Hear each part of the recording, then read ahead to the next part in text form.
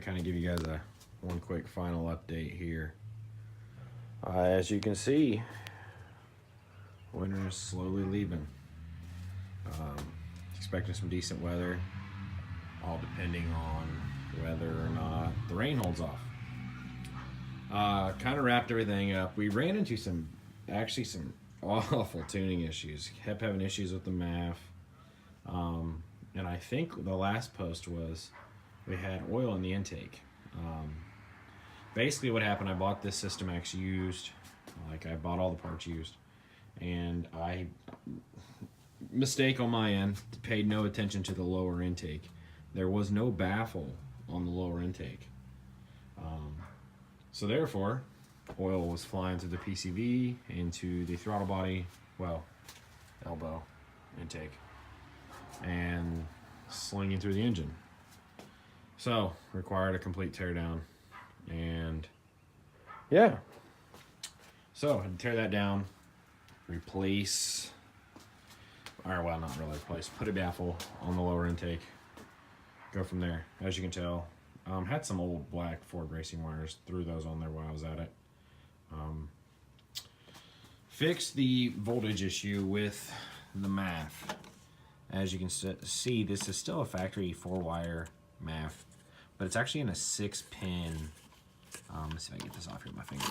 Still a 6-pin style. I stole this off of a, God, I want to say early 2000s F-150. It was a 6-cylinder model. Cut it, soldered it, heat wrapped it, covered it back up and whatnot. That solved my issues. We just had a bad connection. I was using an adapter, which I'm not sure if I have it laying around here or not, that Pro-M makes. That turns a 6-pin to a 4-pin. That was a big pile of junk. We've had that issue for a while, and we've kind of just tuned around it, and finally it just got to the point where it just got worse.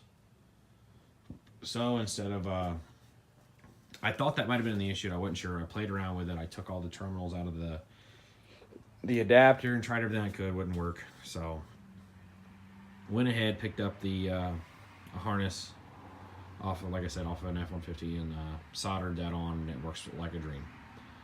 Now, I know every one of these videos says update.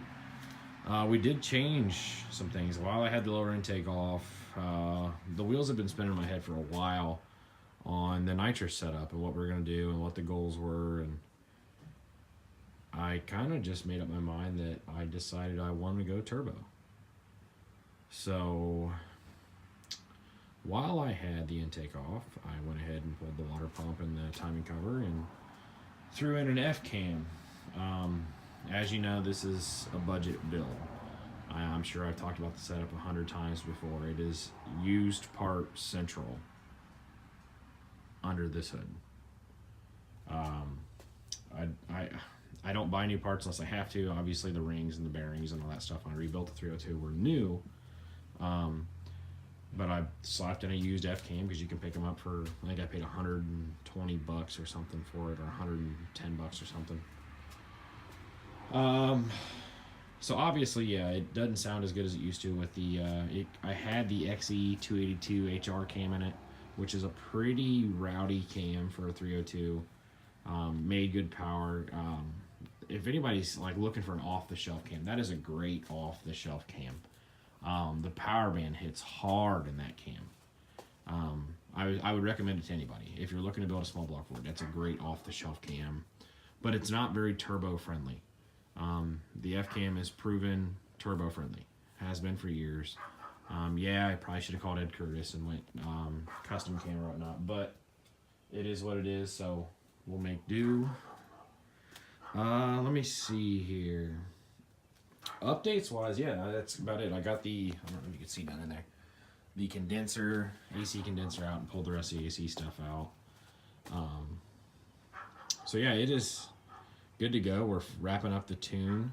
Track is opening this week. We won't make it this weekend. We're shooting for next Friday, actually. Kind of get a test. We're going back to the same track we went to last time. Our best pass last time was 12.9 at 111 with a 2260 foot on. The only changes from then to now Obviously that was fall, this is spring. Did the cam swap, did an intake swap. I also removed the Eibach Sportline lowering springs, put on 12-inch 175 front coilovers and Team Z rear drag springs.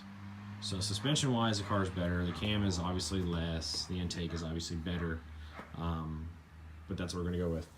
So yeah, we'll update you more on the turbo situation as it progresses. It's not gonna. I don't want the car to be down all summer, or even for a long time this summer. I want to enjoy it. I didn't get to enjoy it much last summer with the motor build and tuning process and working out all the bugs. So we will worry about it then when the time comes.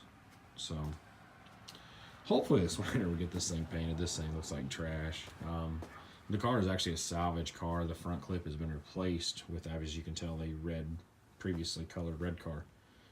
I bought it that way. This is a $1,300 $1,300 car. I said Fox Body. I've had a lot of Fox Bodies, but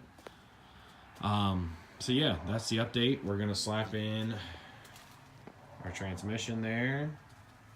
Probably this Sunday, get it ready to go, and then we should be ready for the track next week.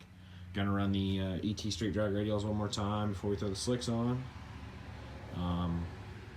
But yeah, I mean, transmission, drive shaft loop, that's pretty much, and an alignment. That's pretty much the game plan before the track. So we'll go from there and just kind of give you a quick update. So thanks for watching. Like and subscribe.